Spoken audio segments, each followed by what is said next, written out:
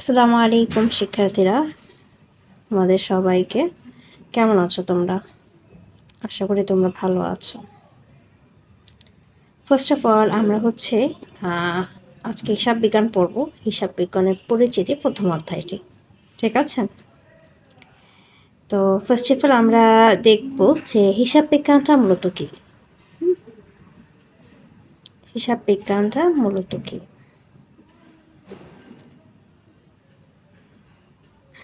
আমরা যদি 3 নাম্বার লাইনে খেয়াল করি, এখান থেকে হিসাব বিজ্ঞান হচ্ছে একটি প্রক্রিয়া যেখানে সংঘটিত আর্থিক ঘটনাসমূহের সামগ্রিক প্রভাব এবং ফলাফল নির্ণয়ের পদ্ধতি কৌশল আলোচনা করা হয়। হিসাব বিজ্ঞানটা হচ্ছে আমার একটা প্রক্রিয়া যেখানে আর্থিক ঘটনাসমূহের প্রভাবটা, ঠিক আছে, এমনকি ফলাফলটা নির্ণয়ের পদ্ধতি কৌশল কি করা হয় এখানে আলোচনা করা হয়। ওকে, হিসাব বিজ্ঞানে মূলত যে লেনদেনগুলো হয়ে থাকে সেটা আমরা কি করে থাকি, সংরক্ষণ করি, পর্যালোচনা করি, এর ফলাফল আর কি করি, ফলাফলটা নির্ণয় করি, তাই না? সেটা হতে পারে প্রতিবেদন আকারে, সেটা হতে পারে কি বিভিন্ন পদ্ধতি বা কৌশল আকারে, ঠিক আছে? আমরা কি করি, এটা নির্ণয় করে থাকি। ওকে, আমরা এখন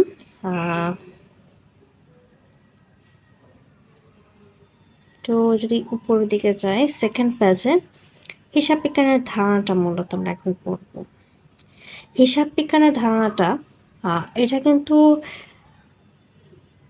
আমরা যদি একটু খেয়াল করি সেক্ষেত্রে দেখতে পারবো যে ফার্স্টের লাইন থেকে হিসাব বিজ্ঞান এমন একটা প্রক্রিয়া যার মাধ্যমে কোনো ব্যক্তি বা প্রতিষ্ঠানের যাবতীয় আর্থিক কার্যাবলী যেমন খরচ, আয়, ঠিক আছে, সম্পদ ক্রয় বিক্রয়, পণ্য ক্রয় বিক্রয়, দেনাদার থেকে আদায়, পাওনাদারকে পরিশোধ, এই যে জিনিসগুলো, এগুলো কি করা হয়, এগুলো কিন্তু হিসাব বিজ্ঞানে মূলত কি করা হয়, লিপিবদ্ধ করা হয়। হ্যাঁ, নির্দিষ্ট সময় শেষে আর্থিক কার্যবলীর যে ফলাফলটা, এটা আমরা কিভাবে জানতে পারি, হিসাব বিজ্ঞানের মাধ্যমে জানতে পারি। এই যে প্রথম যে লাইনটা তোমরা দেখতে পাচ্ছ, প্রথম 1, 2, 3 নাম্বার লাইনে এসে এই কথাটা শেষ হয়েছে। হিসাব বিজ্ঞান আমার একটা প্রক্রিয়া যার মাধ্যমে কোনো ব্যক্তি যাবতীয় আর্থিক কার্যাবলী যেমন খরচ পরিশোধ, আয় হচ্ছে আদায়, সম্পদ ক্রয় বিক্রয়, পণ্য ক্রয় বিক্রয়, কেনাদার থেকে আদায়, পাওনাদারকে ইত্যাদি, এই কাজগুলো কি করা হয়। হ্যাঁ, তো এই যে এখানে হিসাব বিজ্ঞানের যে সংখ্যাটা আমরা পাচ্ছি, এটা মূলত আমরা শিখব। হ্যাঁ, এটা কিন্তু ইম্পর্ট্যান্ট, এটা আমাদের জানতে হবে। আর এইখানে একটা লাইন আছে যে হিসাব বিজ্ঞান বিষয়ে ব্যবসায় আর্থিক লেনদেন লিপিবদ্ধকরণ, শ্রেণীবদ্ধকরণ, ব্যাখ্যাকরণ পদ্ধতি আলোচনা করা হয়। হিসাব বিজ্ঞান বিষয় ব্যবসার কি করা হয়, লিপিবদ্ধকরণ, শ্রেণীবদ্ধকরণ আর কি ব্যাখ্যাকরণের পদ্ধতি আলোচনা করা হয়। আর আমরা আরেকটা যেখানে অবজেক্টিভ খুব ইম্পর্ট্যান্ট, এই যে এখানে একটা লাইন আছে লাস্টে, হিসাব বিজ্ঞানকে কি করা হয়, ব্যবসায়ের ভাষা বলা হয়। ব্যবসায়ের কি বলা হয়, ভাষা বলা হয়, অনেক ইম্পর্ট্যান্ট। এটা কিন্তু এমসিকিউতে আসতে পারে, ব্যবসার ভাষা বলা হয়, হিসাব বিজ্ঞানকে ব্যবসার ভাষা বলা হয়। ওকে ওকে, নেক্সট হচ্ছে হিসাব বিজ্ঞানের উদ্দেশ্য ও প্রয়োজনীয়তা। ওকে, আমরা যদি যে খেয়াল করি যে একটু উপরে উঠে আমরা হিসাব বিজ্ঞানের উদ্দেশ্য এবং প্রয়োজনীয়তা। ফার্স্ট অফ অল এখানে আমরা যদি দেখতে পারি হিসাবটা মূলত কেন আমাদের প্রয়োজন, এটার উদ্দেশ্যটা মেনলি কি, হ্যাঁ, এটা আমাদের জানতে হবে। হিসাব বিজ্ঞানের যে লেনদেন সমূহ আছে এগুলোকে কি সঠিকভাবে হিসাবের বইতে লিপিবদ্ধকরণ ব্যক্তিত্ব প্রতিষ্ঠানের আর্থিক ফলাফল, আর্থিক অবস্থা সম্পর্কে জানা সম্ভব নয়। ফার্স্ট যে পয়েন্টটা আছে তোমরা যে দেখতে পারো, এখানে কিন্তু বলা হয়েছে যে হিসাব বিজ্ঞানের যে লেনদেন সমূহ এগুলা হচ্ছে প্রতিষ্ঠানের আর্থিক ফলাফল, আর্থিক অবস্থা সম্পর্কে কি এগুলো লিপিবদ্ধকরণ ছাড়া কি জানা সম্ভব না আমাদের, ঠিক আছে? এই যে প্রতিষ্ঠানের লেনদেন সমূহ এগুলো যখন আমরা লিপিবদ্ধ করব তখনই কিন্তু কি একটা প্রতিষ্ঠানের আর্থিক ফলাফলটা আর আর্থিক অবস্থাটাকে কি জানতে পারবো। আচ্ছা, এখানে একটা লাইন আছে, এখানে একটা কথা আছে যে হিসাব বিজ্ঞানের প্রথম উদ্দেশ্য লেনদেন সমূহ কি সুনির্দিষ্ট পদ্ধতি অনুসরণ করে সঠিক বইতে লিপিবদ্ধ করা। হ্যাঁ, এই যে একটা লাইন, এই লাইনটা তোমরা যদি একটু খেয়াল করো এখান থেকে এই পর্যন্ত, হ্যাঁ, এই লাইনটা কি বলছে, যে বলেছে এটা যে হিসাব বিজ্ঞানের প্রথম উদ্দেশ্য হচ্ছে লেনদেন সমূহকে কি করা সুনির্দিষ্ট পদ্ধতিতে একটা সঠিক বইতে হচ্ছে লিপিবদ্ধ করা। এটা কিন্তু একটা হিসাব বিজ্ঞানের উদ্দেশ্য। হিসাব বিজ্ঞানের সেকেন্ড পয়েন্টটা দেখো, হিসাব বিজ্ঞানের সেকেন্ড পয়েন্টে যদি খেয়াল করো, আচ্ছা আমরা সেকেন্ড লাইনে দিতে পারছি হিসাব বিজ্ঞানের অন্যতম প্রধান উদ্দেশ্য হচ্ছে আর্থিক ফলাফল আর্থিক অবস্থা কি করা নিরূপণ করা। এটা ইম্পর্ট্যান্ট। এটা হচ্ছে কি অবজেক্টিভে আসতে পারে, হ্যাঁ, এমসিকিউতে আসতে পারে। তো এটা আমরা একটু দাগিয়ে রাখবো। ফার্স্ট অফ অল প্রথমে এমসিকিউ কোথায় দেখিয়েছিলাম যে হিসাব বিজ্ঞানকে কী বলা হয়, ব্যবসার ভাষা বলা হয়। আর এটা হচ্ছে কি হিসাব বিজ্ঞানের অন্যতম প্রধান উদ্দেশ্য হচ্ছে আর্থিক ফলাফল আর্থিক অবস্থা কী করা নিরূপণ করা। ওকে, এটা কিন্তু আরেকটা এমসিকিউ আসতে পারে। লাভ ক্ষতির পরিমাণ, এখানে এটা দেখো, লাভ ক্ষতির পরিমাণ নির্ণয়ের মাধ্যমে ব্যবসার গতি প্রকৃতি সম্পর্কে ধারণা লাভ করা সম্ভব। হ্যাঁ, লাভ ক্ষতি নির্ণয়ের মাধ্যমে কি করতে পারবো আমরা, লাভ ক্ষতি নির্ণয়ের মাধ্যমে আমরা হচ্ছে কি আমরা হচ্ছে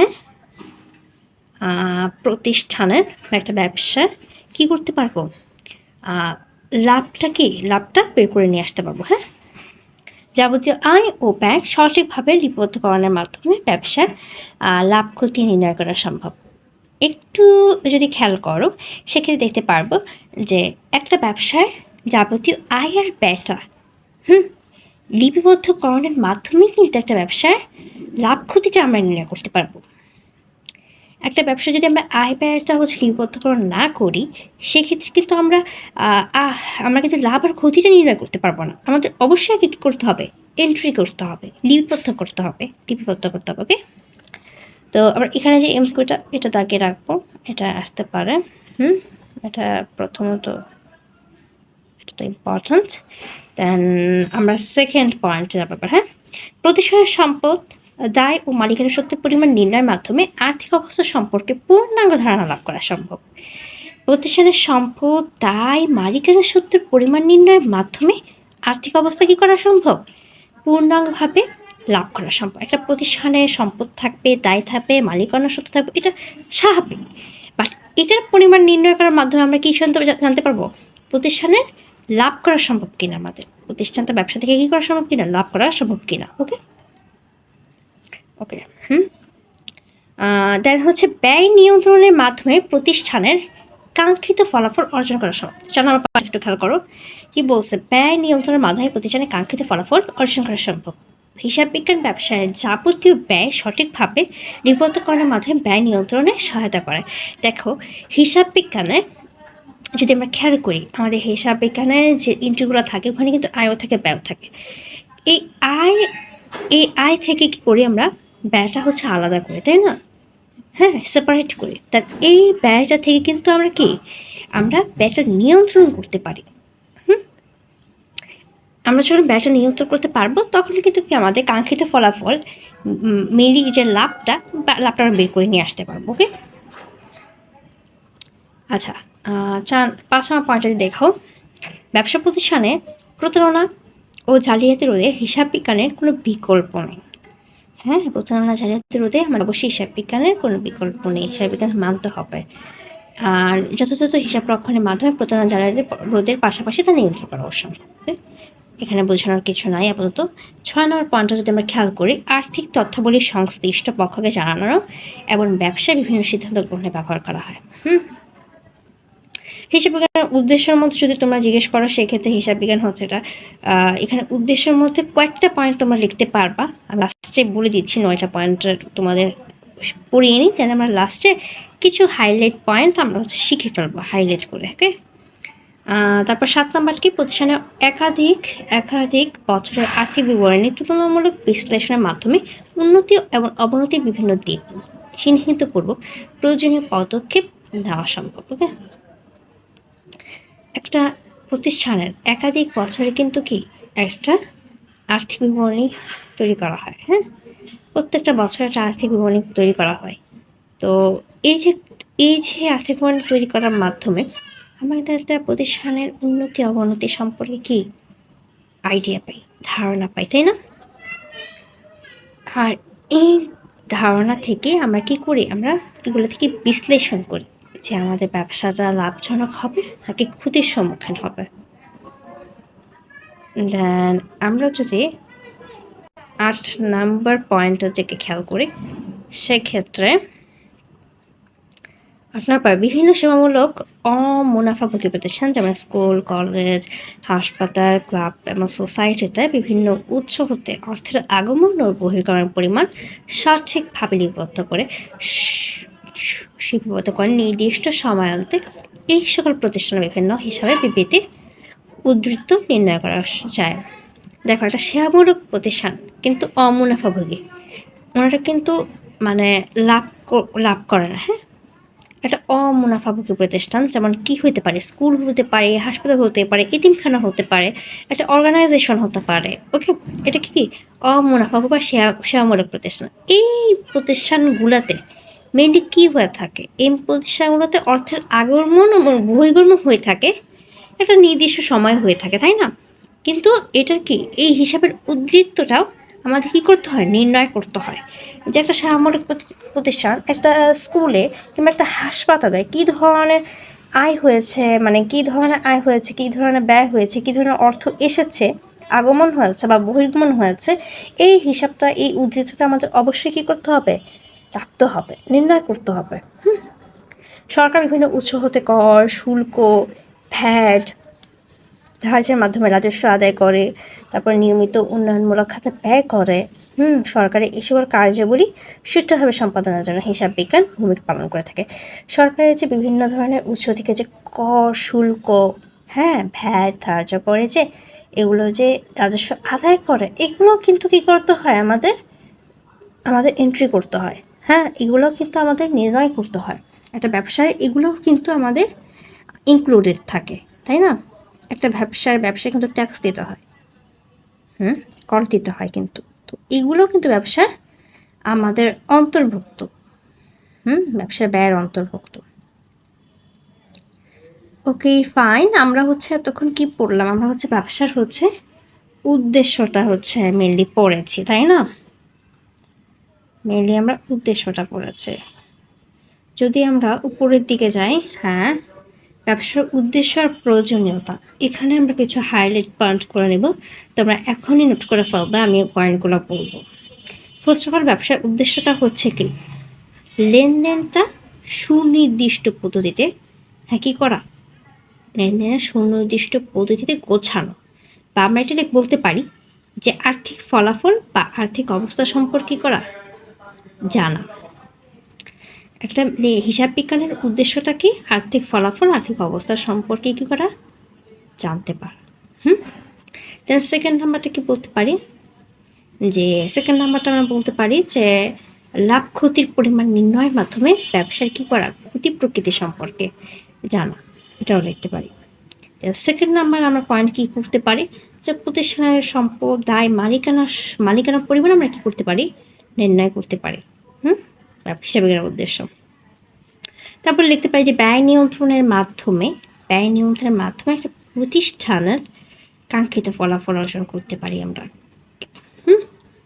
তারপরে আমরা কি করতে পারি, হিসাব বিজ্ঞানের উদ্দেশ্যে আরেকটা কথা বলতে পারি এখানে, যে প্রতিষ্ঠানের প্রতারণা বা জালিয়াতি রোধে কি হিসাব বিজ্ঞান গুরুত্বপূর্ণ ভূমিকা পালন করে।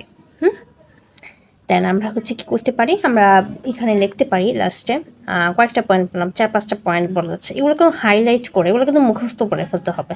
তোমার এত তো লিখতে পারবে না, বাট কয়েকটা পয়েন্ট তোমরা কি করবা, সবসময় মাথায় রাখতে হবে। দেন হিসাব বিজ্ঞানের উদ্দেশ্য কি হতে পারে, যে কি লাস্ট একটা এটা বলতে পারি আমরা, যে সেবামূলক প্রতিষ্ঠানে অমুনাফাভোগী অমুনাফাভোগী প্রতিষ্ঠানগুলোতে, যেমন স্কুল, কলেজ, এতিমখানা, এগুলোতে কি করতে পারি আমরা? এগুলার দিন শেষে অর্থের আগমন এবং বহির্গমনের বহির্গমনের হচ্ছে সঠিক উদ্ধৃত বা হিসাবগুলো কি করতে পারে? নির্ণয় করতে পারে। তাহলে আমরা লাস্টে যদি যাই, এখানে লিখতে পারো যে সরকারের বিভিন্ন উৎস থেকে যে কর, শুল্ক, ভ্যাট ধার্য কর, এগুলো কি করতে পারি? এগুলো হচ্ছে আমাদের ব্যয় খাতে বা হিসাব বিজ্ঞানে ব্যয় খাতে আমরা লিপিবদ্ধ করতে পারি, এবং হিসাব বিজ্ঞানে এগুলো হচ্ছে গুরুত্বপূর্ণ ভূমিকা পালন করে। শেষ। ঠিক আছে, এই কয়েকটা আমরা কিন্তু লিখতে পারি, ইজিলি লিখতে পারি। হ্যাঁ, দেন আমরা হিসাব বিজ্ঞানের উৎপত্তি ও ক্রমিক বিকাশের দিকে যদি যাই, সেই ক্ষেত্রে আমরা একটু খেয়াল করতে পারবো হিসাব বিজ্ঞানের হচ্ছে উৎপত্তি এবং ক্রমবিকাশ।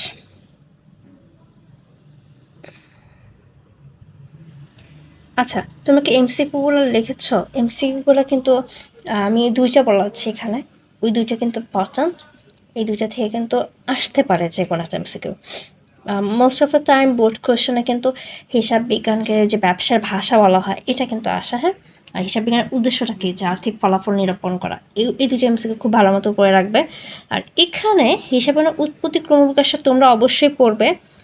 যেমন আমি এখান থেকে একটু পড়িয়ে দিয়েছে, দেখো এখানে 1, 2, 3 নাম্বার লাইন থেকে আমি একটু পড়ি, যে মানুষের সংখ্যা যখন বৃদ্ধি পাওয়া শুরু করে, তখন সমাজে কিন্তু বিস্তার লাভ করে। হ্যাঁ, বিনিময় প্রথা চালু হয়, মুদ্রার প্রচলন হয়।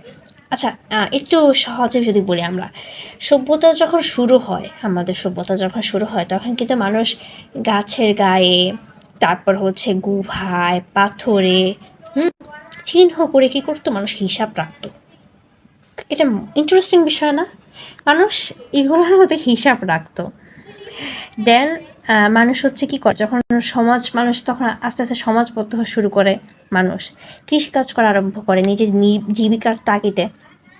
হ্যাঁ, দেন মানুষ ঘরে দাগ কেটে, রশিতে গিট মেরে, ঠিক আছে, তারপরে হচ্ছে পাথরে, গুহায় করতো কি, পাথর দিয়ে লিখে রাখতো বা চিহ্ন দিয়ে রাখতো, এভাবে হিসাব রাখতো মানুষ।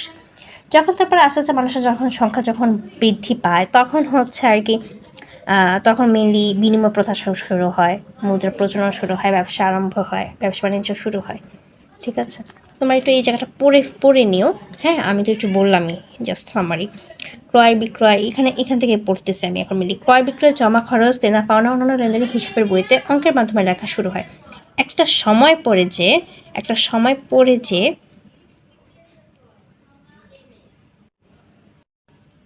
আচ্ছা, একটা সময় পরে যে হচ্ছে কি হয়, যে এই লেনদেনগুলা হচ্ছে অঙ্কের মাধ্যমে হচ্ছে লেখা শুরু হয়।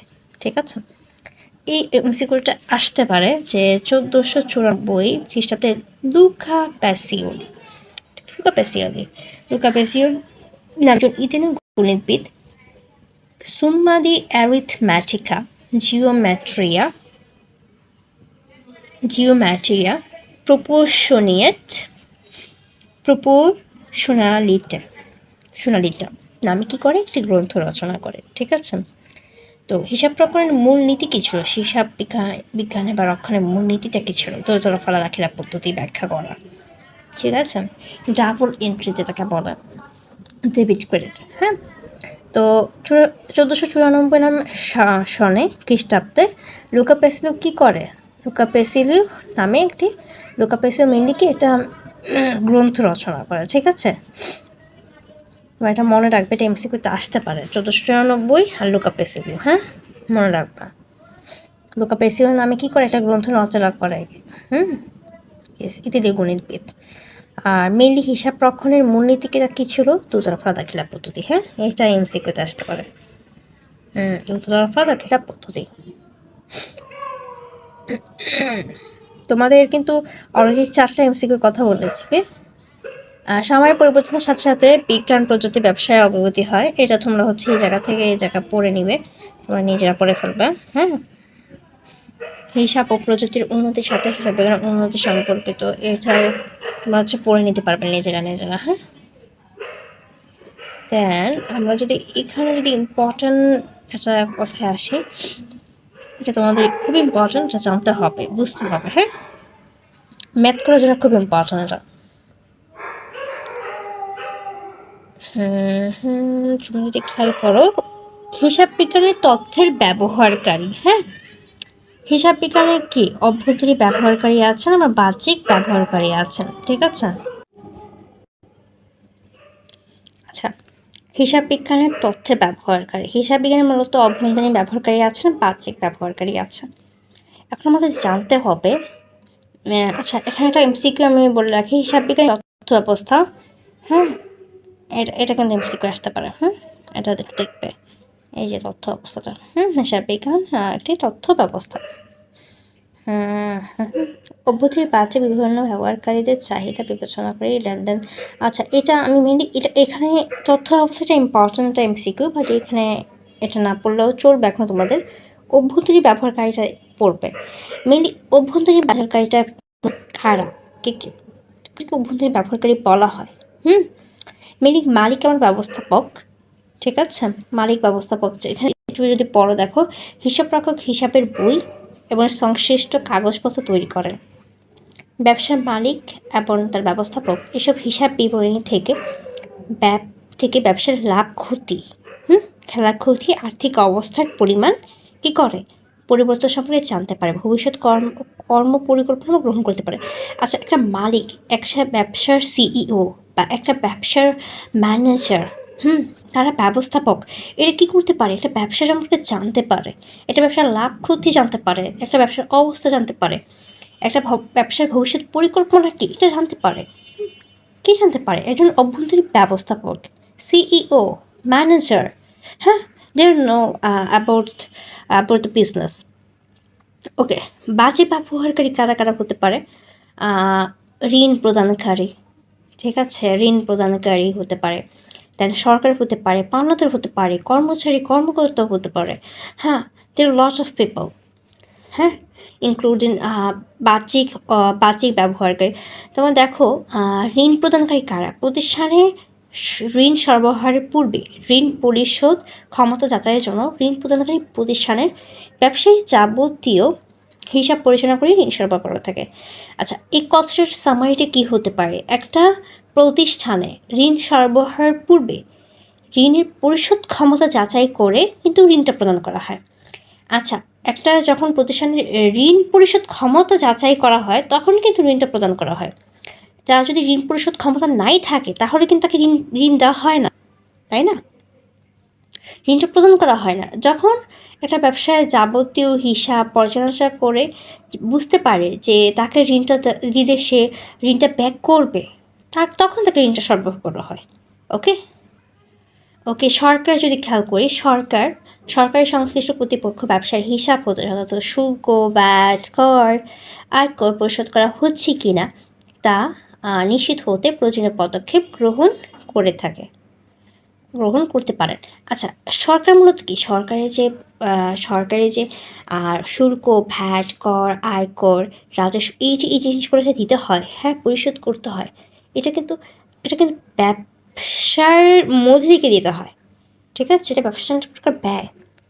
তো এই যে বাহ্যিক ব্যবহারকারীরা, এর মধ্যে কিন্তু সরকারও কি ইনক্লুড। অনেক সময় এমসিকিউতে আসে যে বাহ্যিক ব্যবহারকারী মালিক, ব্যবস্থাপক, সরকার দিয়ে বলে যে এখানে বাহ্যিক ব্যবহারকারীকে। তো সেক্ষেত্রে কিন্তু কি আমরা সরকার দেখলে অনেক সময় কনফিউজড হয়ে যায় যে এমসিকিউটা দিব কি না, কিন্তু বেশিরভাগ সময় করে কি ব্যবস্থাপক অন্য কিছু একটা দিয়ে আসে এমসিকিউতে। বাট আমাদের একটু খেয়াল করতে হবে যে বাহ্যিক ব্যবহারকারীর মধ্যে কিন্তু সরকার রয়েছে।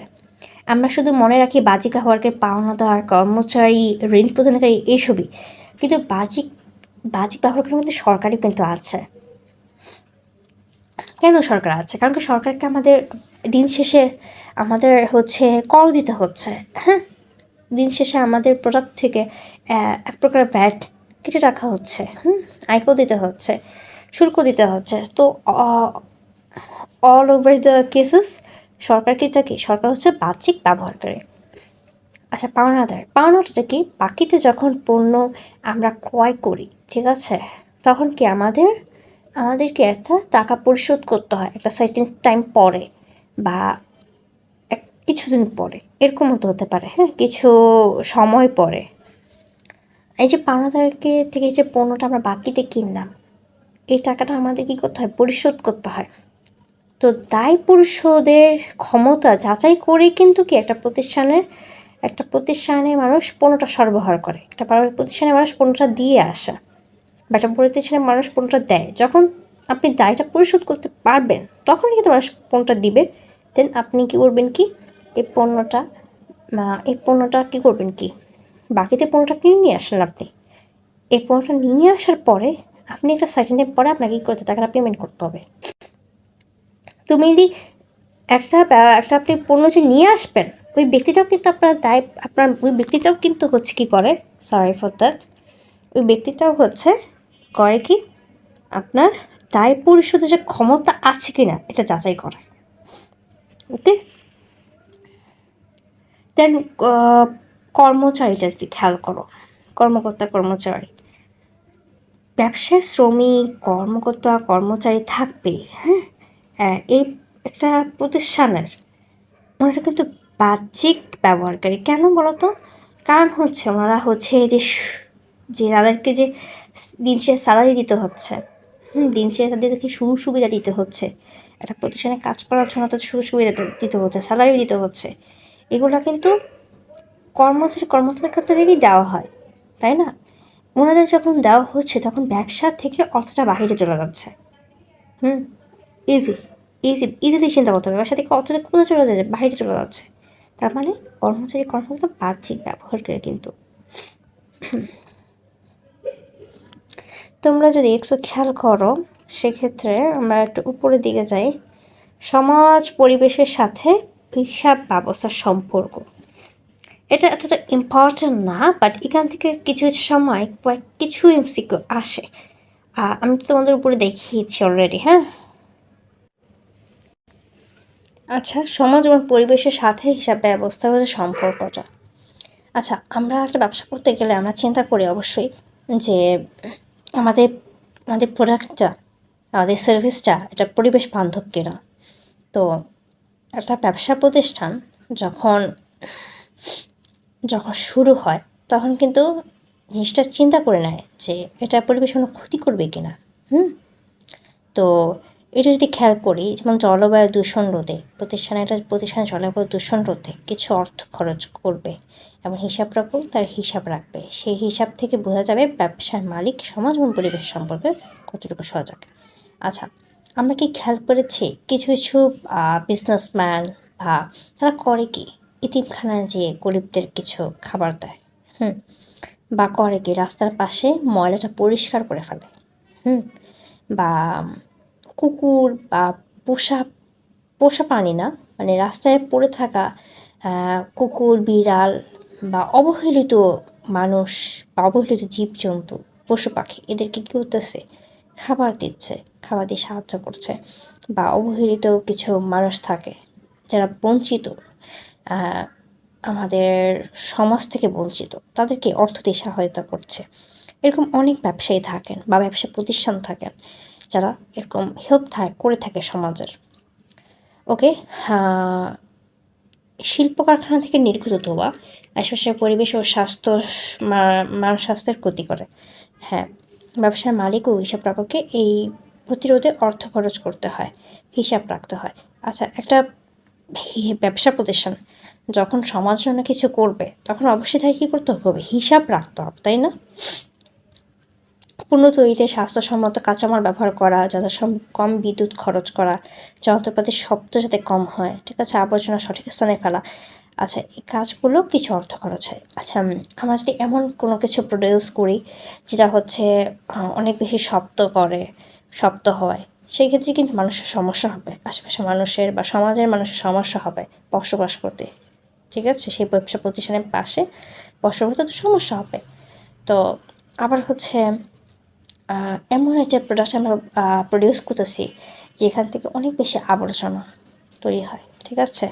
তো এই আবর্জনাটা আবার কী হয়? পরিবেশ বান্ধবভাবে তৈরি মানে ফেলে ফেলা যায় বা পরিবেশ বান্ধবভাবে কাজে লাগানো যায়, এই জিনিসটা কিন্তু কি একটা ব্যবসা প্রতিষ্ঠানের অবশ্যই চিন্তা করা উচিত। ঠিক আছে?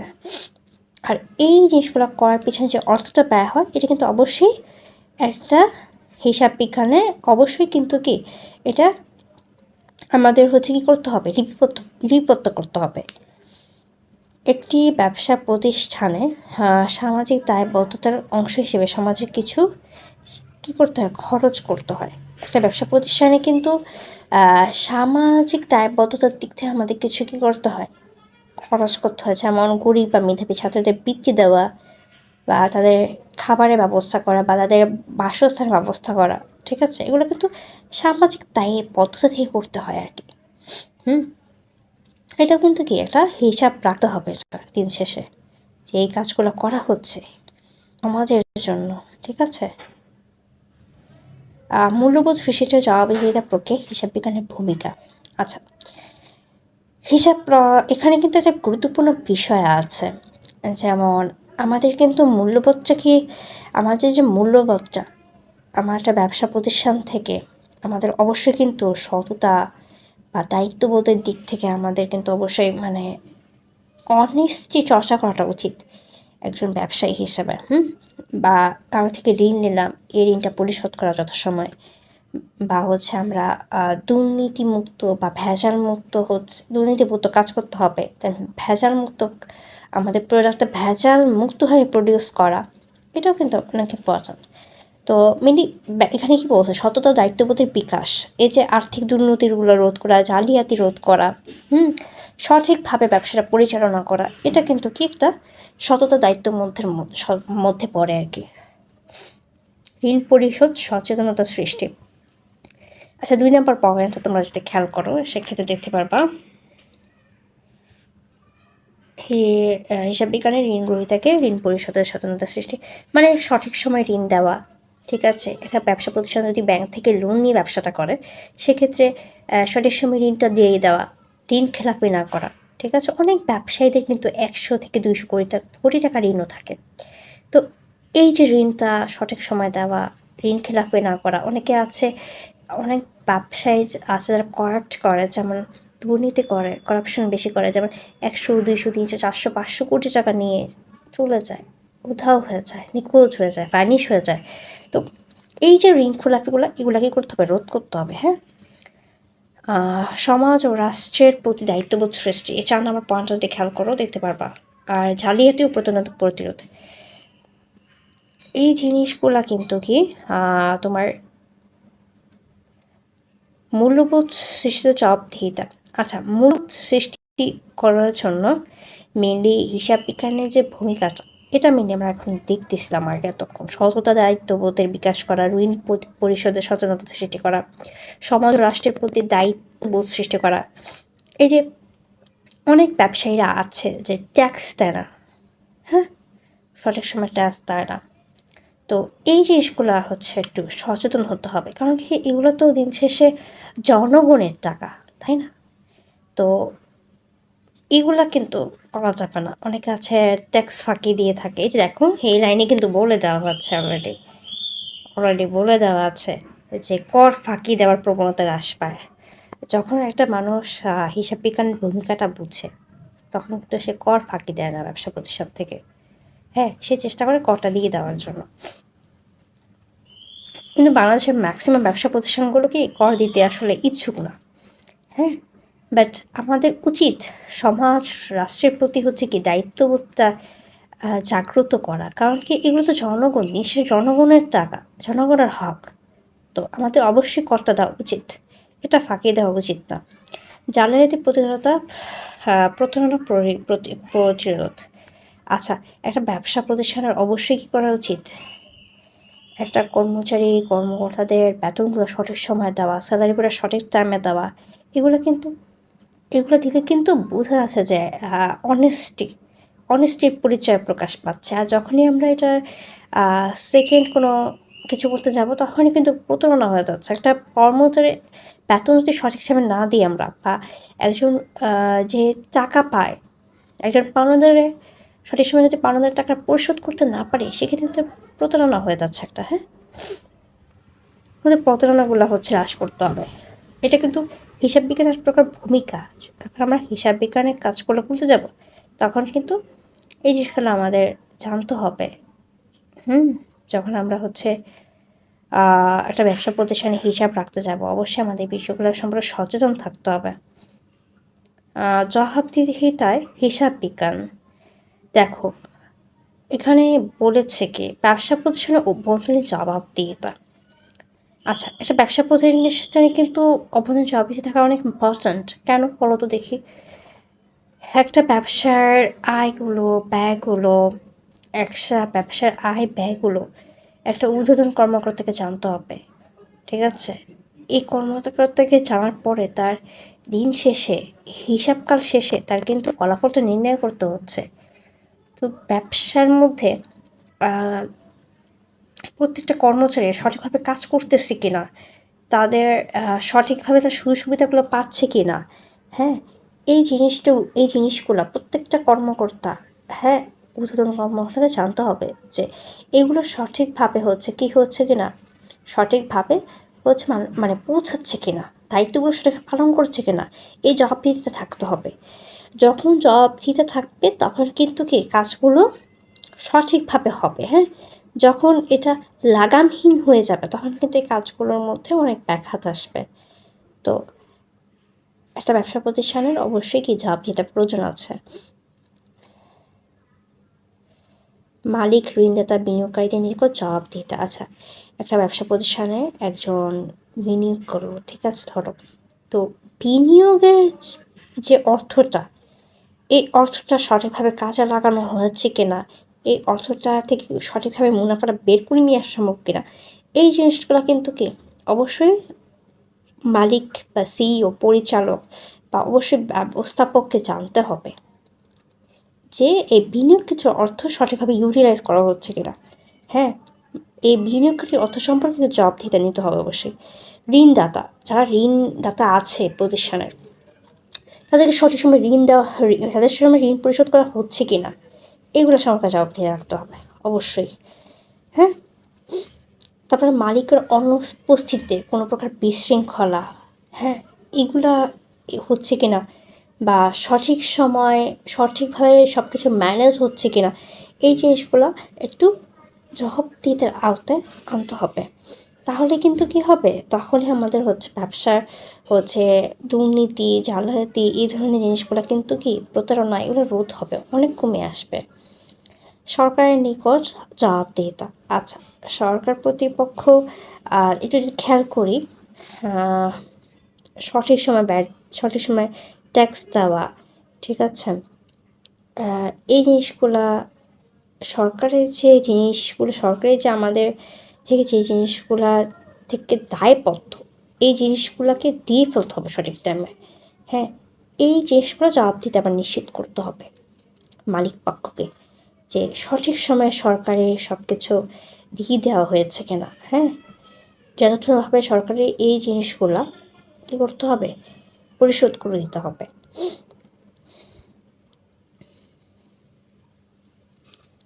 আচ্ছা, এখন আমরা এমসিকিউগুলা একটু দেখে নেব। ওহো, সরি।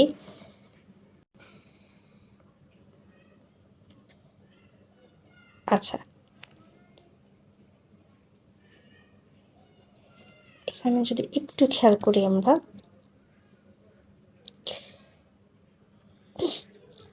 এখানে কয়টা এমসিকিউ আছে, 8টা এমসিকিউ আছে। হ্যাঁ, তোমরা 8টা এমসিকিউ তো করবে, আনসার বের করে ফেলবে।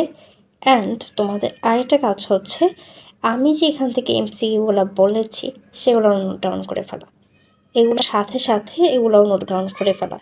অ্যান্ড আমাদের যে আমরা যে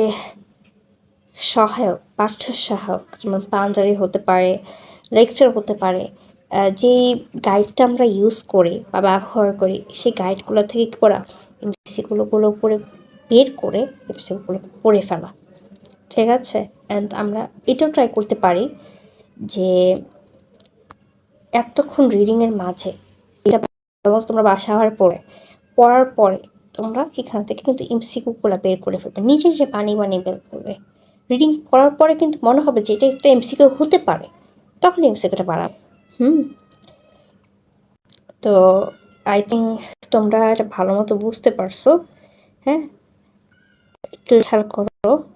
এই দেখো, এই তোমাদেরকে তো আমি বলেছি যে ওখানে একটা তথ্য ব্যবস্থা এমসিকিউ আছে। হিসাব বিজ্ঞানকে কী নামে অভিহিত করা হয়? তথ্য ব্যবস্থা। তথ্য ব্যবস্থা হবে এটা। তো আবার দেখো, তোমাদের এই যে পড়িয়েছে হিসাব বিজ্ঞানের অর্থের বাহ্যিক ব্যবহারকারী কে?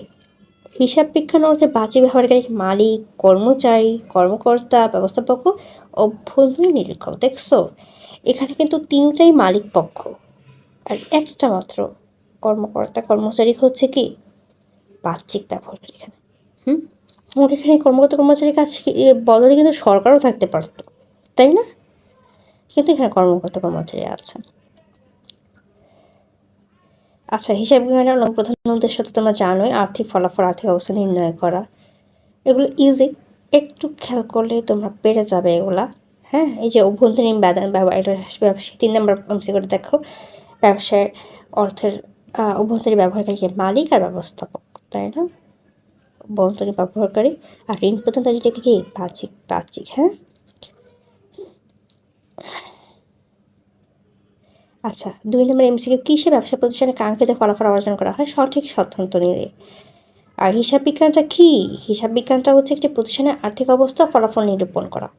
1 নম্বর অবজেক্টিভে 4 হবে, 2 নম্বরে হচ্ছে 2 হবে, 3 নম্বরে 1 হবে। হিসাব বিজ্ঞান প্রযুক্তি কি? হিসাব বিজ্ঞান প্রযুক্তি হচ্ছে হিসাব বিজ্ঞানকে সংকুচিত করে, বিজ্ঞান উপর হিসাব বিজ্ঞানকে গতিরোধ করে, হিসাব বিজ্ঞান ব্যয়বহুল করে, হিসাব বিজ্ঞানের হিসাব রক্ষণের উন্নতি ঘটায়। কি হবে বলো তো দেখি? 4-এর 4 হবে। আচ্ছা, হিসাব বিজ্ঞানের অভিহিত নামটা কি তোমরা সবাই জানো? তথ্য ব্যবস্থা। তোমরা ভুলে আবার হিসাব ব্যবস্থা দিয়ে ফেলো না, অনেকেই ভুলটা করে, তাই বললাম। তোমরা যদি খেয়াল করো তা দেখতে পারবে হিসাব বিজ্ঞান অর্থের বাহ্যিক ব্যবহারকারীকে, এটা তোমরা জানোই, গ হবে। সেবামূলক প্রতিষ্ঠানটা কি হতে পারে? সেবামূলক মুনাফা প্রতিষ্ঠানের উদাহরণগুলো কি? শিক্ষা প্রতিষ্ঠান, বিজ্ঞাপনী সংস্থা, সামাজিক সংঘ। ঠিক আছে, 1 আর 3, সেক্ষেত্রে খ হবে। আর তোমরা সবাই জানো হিসাব বিজ্ঞানের অন্যতম প্রধান উদ্দেশ্য হচ্ছে কি করা? অন্যতম প্রধান উদ্দেশ্য আর্থিক ফলাফল, আর্থিক অবস্থা নির্ণয় করা। ঠিক আছে, ওকে। ফার্স্ট অধ্যায়ে তোমাদের কারোর কোনো প্রশ্ন আছে কিনা সেখান থেকে তোমরা হচ্ছে আমাকে জানাবে। তোমরা হচ্ছে আমাকে কমেন্ট বক্সে জানিয়ে দিতে পারো, অথবা হোয়াটসঅ্যাপে আমার সাথে কানেক্ট হতে পারো। সেক্ষেত্রে আমি তোমাদেরকে আরও কোনো প্রকার প্রবলেম ফেস করলে সেক্ষেত্রে আমি তোমাদের হেল্প করতে পারবো। ওকে, হিসাব বিজ্ঞানের পরিচিত প্রথম অধ্যায়টা একেবারেই ইজি, এখান থেকে সাধারণত এমসিকিউ এসে থাকে। ঠিক আছে, আর এখানে এই প্রথম চ্যাপ্টারে কোনো প্রকার ম্যাথ নেই। আর সরি ফর দ্যাট, আমার একটু ঠান্ডা লেগেছে। ঠিক আছে, তোমরা এটা দেখো, আশা করি তোমাদের ভালো লেগেছে আজকের পড়াটা। এত আহামরি কোনো কঠিন কিছু না। ঠিক আছে, সামনে ম্যাথ আসছে সেকেন্ড চ্যাপ্টারে, ম্যাথটা তোমরা দেখবা। প্রথম অধ্যায়টা মেনলি এমসিকিউ, হ্যাঁ, প্রথম এমসিকিউই আসে মূলত, আর তেমন কিছু আসে না। তোমাদের কারোর কোনো কোশ্চেন থাকলে সেটা আমাকে হচ্ছে জানাবে। আর তোমাদের তো সামারি অলরেডি করে দিয়েছি। হ্যাঁ, অলরেডি হচ্ছে সামারি করে দিয়েছি তোমাদের। উদ্দেশ্য প্রয়োজন থেকে সামারি হয়েছে। ঠিক আছে, আর কোনো কিছু বাকি নেই আপাতত। আমি যেগুলো আমি হচ্ছে দাগি পড়িয়েছি তোমাদের, সেগুলো তোমরা খাতায় নোট করে রাখবে, ওখান থেকে এমসিকিউ আসতে পারে। হ্যাঁ, আর এখানে তো আছেই কিছু। ঠিক আছে, ওকে। আচ্ছা, তোমরা সবাই ভালো থেকো। ইনশাআল্লাহ নেক্সট ক্লাসে তোমাদের সাথে দেখা হচ্ছে দ্বিতীয় চ্যাপ্টার নিয়ে। হ্যাঁ, ভালো থেকো সবাই। আসসালামু আলাইকুম।